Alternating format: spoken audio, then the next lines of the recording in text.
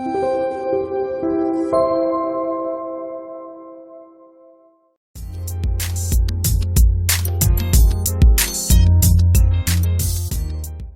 everyone, this is Vaturi Cho at Vaturi Cho LLP. I just wanted to make a quick video about recent sort of the issue about repaying CERB. So CRA recently wanted you to, a lot of people got a notice in their mail or in their online notices that they have to pay back their CERB for those who are self-employed, got income less than $5,000 in 2019. Now, you wonder, like, people wouldn't apply for CERB for self-employee if they had less than $5,000 income. Well, what happened was a lot of people have gross over $5,000.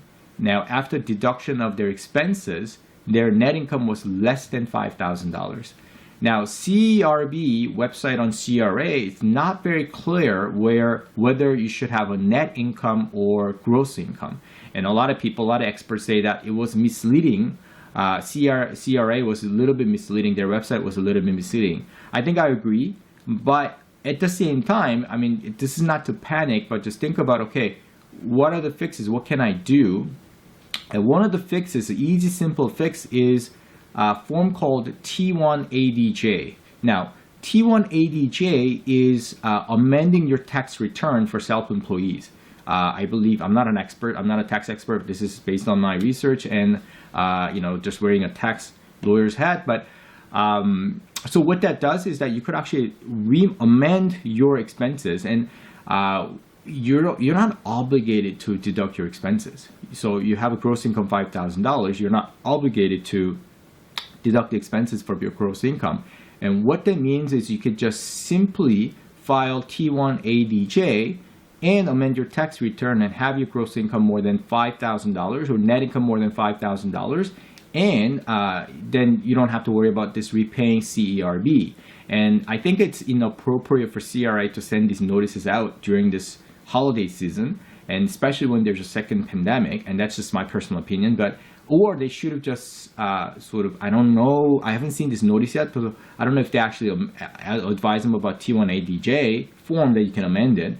But the other thing, so what's the downside of doing that T1ADJ amending form is that you will have to pay tax on your $5,000. Now, it's not a lot. I mean, I think it's almost zero. I'm not a tax expert. I'm not an accountant.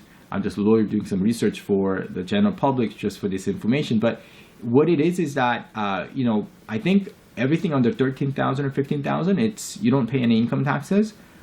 So what that means is it's very minimal. And it's better than paying back your CERB, which is probably around like $18,000 to $19,000. You're still getting every 2 weeks $900. So, I think this is sort of good information for you to have. And, as second wave is coming. We're actually under the closer lockdown in York region and Sussex, which is in London, I believe. So, I hope that people would find this helpful.